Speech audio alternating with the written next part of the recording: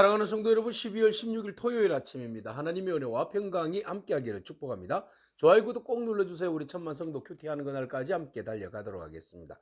오늘 우리에게 주신 하나님의 말씀은 잠언서 25장 14절에서 28절까지의 말씀인데요. 우리 함께 21절과 22절의 말씀을 같이 읽도록 하겠습니다. 내 원수가 배고파 하거든 음식을 먹이고 목말라 하거든 물을 마시게 하라. 그리하는 것은 핀수철 그 머리에 놓는 것과 일반이요 여호와께서 내게 갚아 주시리라. 아멘. 우리가 하나님을 경외하는 것 중요하고 하나님과의 온전한 관계를 유지하는 것 참 중요합니다. 그만큼 또한 사람과의 관계도 너무 중요한데요. 하나님과의 관계가 원만하면 사람과의 관계도 여전히 원만할 수밖에 없는 것이죠. 왜?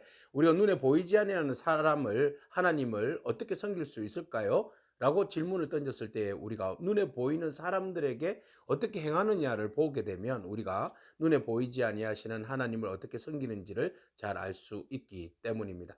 그래서 우리가 많은 것들을 지혜의 말씀을 알고 또 하나님의 말씀의 율법들을 통하여서 말씀을 통하여서 우리가 여러 가지 은혜를 입었다면 그것을 우리가 실천하는 것이 중요한데 이 실천은 끊임없이 반복되어지는 패턴이 중요합니다. 좋은 것, 선한 것들로 인하여서 이루어지는 좋은 선한 패턴이 계속 이어질 때에 그것이 우리의 삶을 더욱더 풍성하게 만들어낼 수 있는 것이죠. 우리가 많은 것을 알아도 아는 것으로 머무르면 소용이 없습니다. 아는 것들을 잘 실천하는 것이 중요한 것이죠. 자, 오늘 자문을 통하여서 우리에게 주시는 말씀은 오래 참으면 관은도 설득할 수 있다 그랬어요. 부드러운 혀는 뼈를 꺾는다 그랬어요. 관원들은 설득당하지 않습니다. 그들은 명령하는 사람이죠. 그래서 그러나 우리가 그 사람들을 그 오래 참음으로 인내함으로 부드러운 말로 계속 진행되어지면 그 사람도 꺾어낼 수 있다라는 것이죠. 우리가 부드러운 말은 사람을 변화시키고 사람의 마음을 감동을 줄 수 있다라는 겁니다. 오늘 말에 대한 이야기들을 우리가 쭉 하고 있는데요. 말의 힘이 얼마나 큰지를 우리에게 보여주고 있습니다. 말의 힘은 강한 데서 오는 것이 아니라 부드러운 데서 온다는 것이죠. 또 어떤 사람은 말로 거짓 자랑을 하는 거예요. 내가 너한테 선물해 줄게, 선물해 줄게. 그런 거 하지 않는 사람은 비 없는 구름과 같다라는 거죠. 실속 없는 사람, 실속 없는 사람, 남에게 허풍만 뜨는 사람, 이런 그 말재간으로 살지 말라는 겁니다. 그래서 말만 많이 하고 말의 실천과 말의 어떤 책임을 지지 않는 사람이 아니라 말을 하되 그것도 인내함으로 부드러움으로 다른 사람들을 변화시킬 수 있는 말의 재간, 말의 능력, 이것이 오늘 우리들에게 필요한 것이지요. 그래서 너는 꿀을 보거든 족하니만큼 먹어라. 과식함으로 토할까 두려워하니라. 꿀이 우리에게 좋은 거지만 과식하면 그것이 오히려 우리에게 해를 끼친다. 토할 정도로 그것을 올릴 수밖에 없다. 과식하지 말아라 이런 거죠. 아무리 좋은 관계고 좋은 것이라 할지라도 과유불급이다. 좋은 말도 지나치게 말을 많이 하면 그것이 그 실속 없는 말들이 되는 거죠. 딱 적절할 때에 필요한 말, 어제도 말씀드렸듯이 언쟁반의 검사와 같은 말, 필요에 따라서 딱 행할 수 있는 그런 좋은 말들이 우리에게서 지혜롭게 흘러나오기를 바랍니다. 그래서 절제하고 인내하고 부드럽게 실성 없는 말이 아니라 실속 없는 말이 아니라 그때그때 적절한 말들로 다른 사람들에게 감동을 줄 수 있는, 그래서 꿀이 아주 맛있다 이런 이제 느낌을 줄 수 있는 그런 삶의 언어의 능력자들이 되기를 축복합니다. 자, 그래서 너희는 말에 실수를 하지 않기 위해서 이웃집에 막 돌아다니지 말아라. 할 일 없이 돌아다니다가 그곳에서 다른 말들을 막 끄집어내면 오히려 그들이 너를 싫어할까 두려워해라. 그렇죠? 우리가 이웃의 집에 자주 다니면 좋지 않아요. 자주 다니다 보면 자꾸 엉뚱한 소리 하게 되죠. 그래서 필요할 때 말고는 또 초대받지 않고는 우리가 일부러 막 찾아가지 않기를 바랍니다. 물론 전도하기 위해서는 예외죠. 예외죠.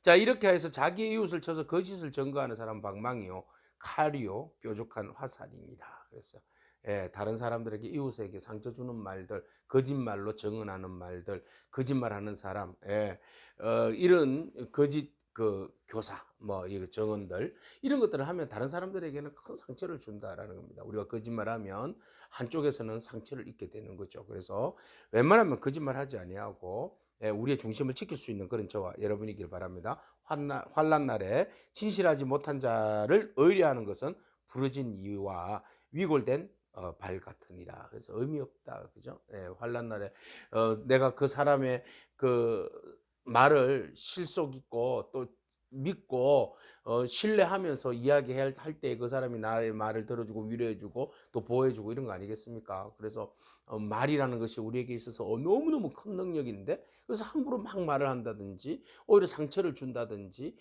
그 사람의 말로 책임지지 못하는 말들 허풍만 뜬다든지 그때 따라서 말을 바꾼다든지 이러면 안 된다는 거죠. 말이라는 것이 의리와 신의와 관계를 유지하는 아주 중요한 매듭이라는 거 여러분 잘 아시고, 이 말에 대하여서 우리가 능력 있는 말, 실속 있는 말, 가치 있는 말들을 하는 저와 여러분에게 축복합니다. 자, 어려운 사람이 있어요. 마음에 상한 자들이 있어요. 그 상한 사람들에 대하여서 마음이 상한 자에게 노래하는 것은 추운 날에 옷을 벗은 것 같고 소다 위에 식초를 뿌린 것 같다. 그래요. 마음이 상해 있는데 그쪽에 그 앞에서 막 노래를 부르고 알랑방구 끼고 이러면 안 되잖아요. 그죠? 마음이 상한 사람에게는 같이 울어주고, 절구하는 자와 같이 절구해주고, 슬퍼하는 자와 함께 같이 슬퍼해 줄 수 있는 그런 마음과 말들이 우리에게는 필요한 것이죠. 그래서 우리가 모든 것들이 다 가능하지만 우리가 인지상정 또는 그 사람의 마음을 읽어낼 수 있는, 공감할 수 있는 그런 능력이 우리 가운데 필요한 것 같습니다. 그래서 우리가 하나님 앞에 지혜를 구할 때 하나님 그 사람들의 마음을 우리가 같이 공감할 수 있는 그런 위로의 마음과 능력이 우리 안에 있게 해달라고. 그래서 공감하고 상황을 이해하고 그들의 마음과 그들의 마음속에 있는 아픔과 상처들을 같이 공유할 수 있는 그런 마음들이 진정으로 하나님의 사람으로서 이웃과의 관계에서 의미 있는 삶을 살아가는 그런 능력이 아니겠습니까? 그 능력이 우리 가운데 있기를 축복합니다. 그래서 원수가 배고파하거든 먹을 것을 줘라. 목말라 하거든 물을 마시게 해라. 그것이 오히려 핀수철 그 머리에 놓는 것과 일반이다. 여호와께서 내게 갚아주시리라 그랬어요. 그래서 우리에게 있어서 원수들에게 오히려 원수 갚지 말고 그들에게 사랑으로, 오히려 더 악을 선으로 갚아라. 하나님이 다 갚아주신다. 보응해 주신다. 우리의 힘과 능력으로는 어떻게 그걸 감당할 수 있겠습니까? 난 절대 하지 못해요. 그러지 못해요. 이게 아니라 넌 하나님의 사람이잖아.